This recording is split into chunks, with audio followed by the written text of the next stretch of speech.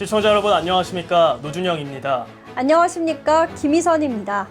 국민의 혈세로 운영되는 KBS에서 해외 특파원들이 횡령 등 각종 비위를 저질렀다는 의혹이 제기됐습니다. 홍석준 국민의힘 의원이 17일 공개한 내부 제보에 따르면 총 5명의 KBS 특파원이 현재 비위 혐의로 자체 감사를 받고 있다고 합니다.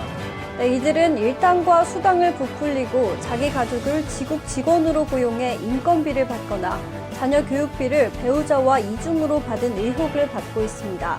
또한 KBS는 비민주노총 해외 특파원을 중심으로 지국 폐쇄를 단행했다는 의혹도 받고 있는데요. 네, 그렇습니다.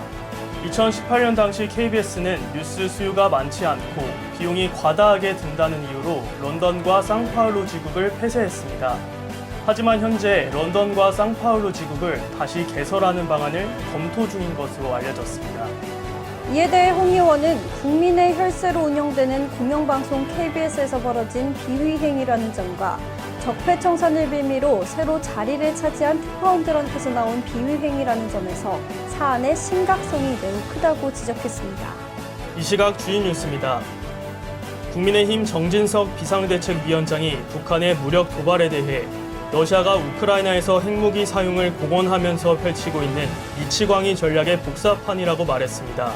정 비대위원장은 대비책은 하나라고 생각한다며 한미 군사동맹을 굳건하게 다지고 자유주의 연대 결속을 강화해야 한다고 강조했습니다.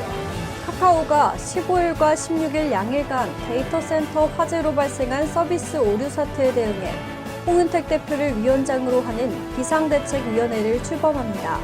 위원회는 원인조사, 재난대책, 보상대책 등 총 3개 분과로 구성되며 이 중 보상대책소위원회에서는 다음 주 중으로 피해 신고 채널을 마련해 신고 접수를 받을 예정입니다. 데이터 센터 화재로 카카오 서비스가 일시적으로 중단되면서 4분기 매출이 최대 220억 원 감소할 가능성이 있다는 분석이 나왔습니다. 암흑기를 걷고 있는 카카오 그룹주가 역대 최장기간 서비스 장애라는 악재까지 만나면서 개인 투자자들의 근심이 깊어지고 있습니다. 고용노동부는 경기도 평택의 SPC 계열 제빵 공장에서 발생한 근로자 사망 사고에 대해 중대재해처벌법과 산업안전보건법 위반 여부를 살펴보고 있습니다. 지난 15일 평택 제빵 공장에서는 가족의 생계를 부양하는 20대 가장인 근로자가 소스 배합기 내부에 끼어 사망했습니다. 코로나19 병동 폐쇄 뒤 기존 근무 부서에 돌아가지 못한 간호사의 60.3%는 무급휴직이나 권고사직 압박을 당했다는 실태조사 결과가 나왔습니다. 다른 부서로 배정받은 간호사의 83%는 본인 동의 없이 일방적으로 타 부서 근무가 결정됐다고 답했습니다. 미성년자 11명을 성폭행해 15년간 복역했던 연쇄 아동 성범죄자 김근식이 오늘로 예정됐던 만기 출소를 하루 앞두고 다시 영장이 발부돼 구속됐습니다. 검찰은 김 씨가 2006년 13세 미만 미성년자를 강제 추행한 혐의가 추가로 드러나 성폭력 처벌법 위반 혐의로 구속 수사하고 있으며 유죄로 판결될 경우 최대 15년 더 복역하게 된다고 밝혔습니다. 마오쩌둥 이후 처음으로 공산당 총석이 사면임을 확정짓는 이번 당대회에서 시진핑 주석은 그동안의 성과와 앞으로의 구상을 발표했습니다. 시 주석은 타이완에 대해 우리는 평화 통일이라는 비전을 위해 노력을 견지하겠지만 무력 사용 포기를 절대 약속하지 않을 것이라고 밝혔습니다. 무라벨 생수에 포장 없이 제품 정보를 표시할 수 있도록 하는 QR코드 등을 활용해 편의점, 자동 판매기 등에서 낱개로 살 수 있게 됐습니다. 무라벨 생수는 제품명, 유통기한 등 11개 항목의 제품 정보를 여러 개 페트병을 묶는 포장 겉면에 표시해야 한다는 규정에 따라 묶음 판매만 가능했었습니다.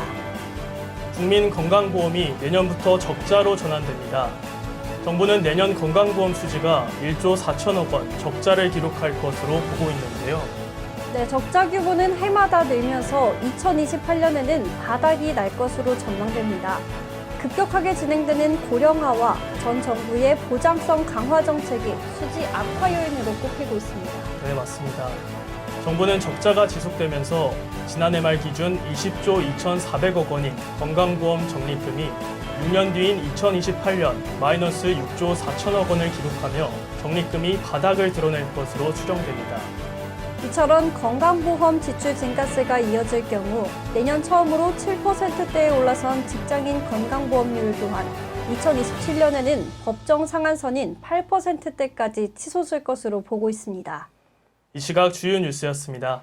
오늘 영상이 유익했다면 구독과 좋아요 눌러주시기 바랍니다. 지금까지 김희선, 노준영이었습니다.